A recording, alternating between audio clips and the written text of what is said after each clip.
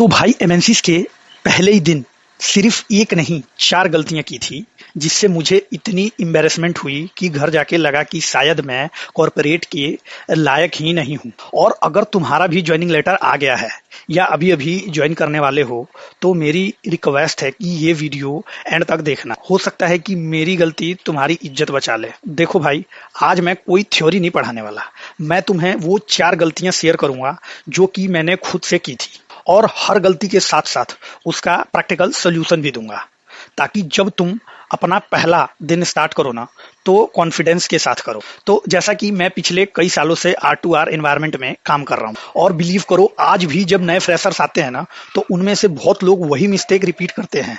तो चलो शुरू करते हैं। तो गलती नंबर 1, सीनियर से बिना कॉन्टेक्स्ट के क्वेश्चन पूछना।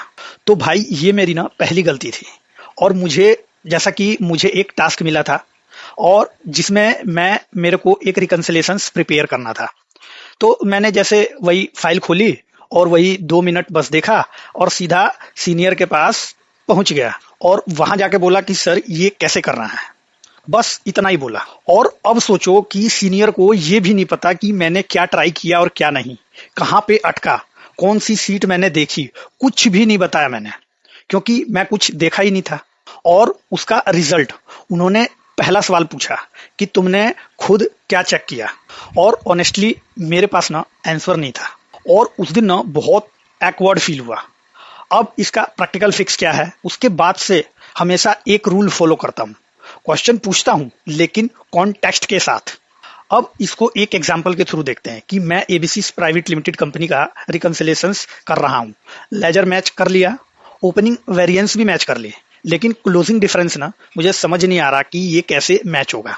तो अब तो मैंने इतना सब कुछ कर लिया, तो अब जाके ना सीनियर को दिखाओ और फिर देखो डिफरेंस। सीनियर को तुरंत समझ आ जाएगा कि तुम एफर्ट करके आए हो, और बिलीव करो ऐसे लोगों को ना जल्दी हेल्प भी मिलती है। और रुको, अब दूसरी गलती जो कि उसने मुझे पूरी टीम के सामने अनकंफर्टेबल कर दिया था। तो जो गलती नंबर 2 थी ना वो ये था कि मुझे एक्सेल्स का कोई भी शॉर्टकट नहीं पता था। तो देखो, अकाउंटिंग में एक्सेल्स ऑप्शन नहीं है, डेली यूज होता है, और मेरी प्रॉब्लम ये थी कि मुझे सिर्फ बेसिक कॉपी पेस्ट करना आता था।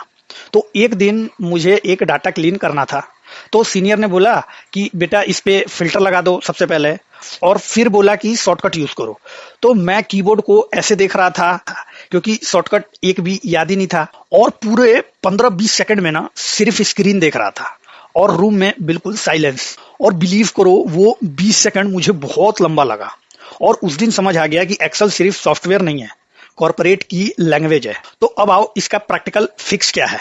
तो तुम्हें ना 200 शॉर्टकट याद करने की जरूरत नहीं है, सिर्फ बेसिक शॉर्टकट पहले याद कर। Like control shift plus L is equal to filter, like control C control V is equal to copy paste, control Z से अंडू होता है, और कंट्रोल प्लस एरो की से डाटा के एंड में जाना, डाटा के ऊपर जाना, डाटा के चारों तरफ जाना, और F2 सेल से, जैसा कि आपको पता ही होगा कि उससे एडिट करते हैं। और बस इतने शॉर्टकट भी ना तुम्हारी स्पीड को इंप्रूव कर देंगे। तो अब एक और टिप, घर पे रोज सिर्फ 15 मिनट ना एक्सेल की प्रैक्टिस करो, 1 हफ्ते बाद ही डिफरेंस तुम्हें ऑटोमेटिक फील होने लगेगा।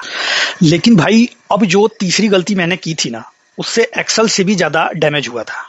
एक सिंपल ईमेल, और उस ईमेल ने ना मुझे प्रोफेशनल कम्युनिकेशंस का असली मतलब सिखा दिया था। तो गलती नंबर 3, ईमेल का टोन प्रोफेशनल नहीं था। तो देखो भाई, ये गलती बहुत कॉमन है और फ्रेशर्स को पता भी नहीं चलता। तो अब जब मुझे पहली बार ईमेल लिखने को दिया गया तो मैंने जल्दी जल्दी में लिख दिया कि hi please check if any changes required, reply soon. बस इतनी सी मेल, और मुझे लगा कि काम तो हो गया। थोड़ी देर बाद सीनियर आए और उन्होंने मुझसे बोला कि ईमेल गलत नहीं है लेकिन प्रोफेशनल भी नहीं है। तो उस वक्त तो मुझे समझ नहीं आया, बट बाद में आया। तो कॉर्पोरेट में लोग सिर्फ तुम्हारा काम नहीं देखते हैं, तुम कैसे कम्युनिकेट करते हो ये भी देखते हैं। तो अब इसका प्रैक्टिकल फिक्स करते हैं। ईमेल लिखने का ना सिंपल एक स्ट्रक्चर फॉलो करो। लाइक ग्रीटिंग, एक लाइन में पर्पस होना चाहिए, उसके बाद रिक्वायर्ड एक्शंस, फिर थैंक यू, और बस।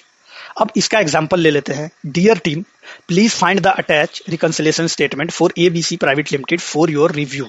Kindly go through the documents and share your feedback or approval at the earliest. In case any changes or corrections are required, please do let me know and I will update the same accordingly. Should you have any queries, feel free to reach out. Thanks. Regards, your name, designation department बस। और देखा, simple email professionals और पढ़ने में easy. और आज के time में आप चैट जीपीटी से भी बढ़िया ईमेल लिखवा सकते हो, बस उसको अच्छा एक प्रॉम्प्ट दे देना। और एक बात, ईमेल लिखने से पहले एक बार जरूर दोबारा पढ़े करो, लाइक स्पेलिंग देखा करो, अटैचमेंट, सब्जेक्ट लाइंस, और ये 3 चीजें चेक करने में सिर्फ 20 सेकंड लगते हैं, लेकिन हम गलती करने से बच जाते हैं। तो अब तक की जो तीनों गलतियां थी ना, वो थोड़ी एम्बेरसमेंट थी, लेकिन जो चौथी गलती थी ना, उसने मुझे मेंटली हिला दिया। चौथी गलती, मंथ एंड प्रेशर्स में पैनिक हो गया। भाई हर अकाउंटेंट को ना पहला मंथ एंड याद रहता है, और मुझे भी है। तो जब क्लोजिंग चल रही थी ना, तो हर किसी के पास काम होता है, हर जगह डेडलाइंस, हर 10 मिनट में कोई ना कोई फॉलोअप्स। और उस दिन मुझे लगा कि सब कुछ एक साथ ही करना है, और उसका रिजल्ट क्या हुआ कि एक काम भी ढंग से नहीं हुआ। रिकंसिलेशंस भी आधी छोड़ी, ईमेल का रिप्लाई भी रह गया, नोट्स अपडेट नहीं किए, और पैनिक और बढ़ता गया। और उस दिन सीनियर ने ना एक लाइन बोली जो आज भी याद है, कि पैनिक से स्पीड नहीं बढ़ती, गलतियां बढ़ती हैं। और ये लाइन सच है भाई, बहुत सच। अब इसका प्रैक्टिकल फिक्स देखते हैं। मंथ एंड में कभी भी दिमाग में काम मत रखो और ज्यादा टेंशन मत लो, ओनली लिखने पे फोकस करो। एक सिंपल टू डू लिस्ट बनाओ, जिसमें हाई प्रायोरिटी, मीडियम प्रायोरिटी और लो प्रायोरिटी हो। बस फिर एक एक टास्क कंप्लीट करो, और कंप्लीट होते ही टिक लगा दो, और बिलीव करो, स्ट्रेस आधा वहीं खत्म हो जाता है। और जब भी कहीं अटको तो 2 घंटे स्ट्रगल मत करो, 15-20 मिनट जेन्युइनली उसको ट्राई करो, और उसके बाद नेक्स्ट काम पर मूव कर जाओ। और जैसे ही टाइम मिले ना, तो फिर उस कॉन्टेक्स्ट के साथ सीनियर से पूछो, और ये मैच्योरिटी होती है, वीकनेस नहीं। तो वैसे एक बात बोलूं, अगर तुम्हें ऐसे ही रियल कॉर्पोरेट एक्सपीरियंस चाहिए जो कि बुक्स में नहीं मिलते, तो ऑफिस से उड़ान सब्सक्राइब कर लेना यार। यहाँ मोटिवेशनल्स आपको बहुत कम मिलेगा, लेकिन सर्वाइवल टिप्स ज्यादा मिलेंगे, ताकि तुम वो गलतियां रिपीट ना करो जो मैंने पहली बार में की थी और मुझे कोई सिखाने वाला नहीं था। तो चलो भाई, आज की 4 गलतियां याद करते हैं। पहली, बिना कॉन्टेक्स्ट के क्वेश्चन मत पूछो।